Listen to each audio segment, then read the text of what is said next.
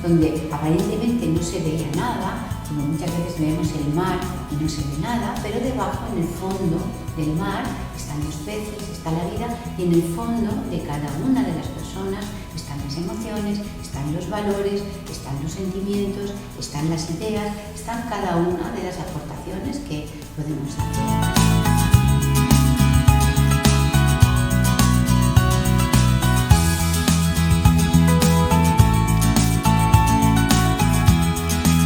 A través de ese tipo de procesos, como al final llegamos a hacer obras de arte.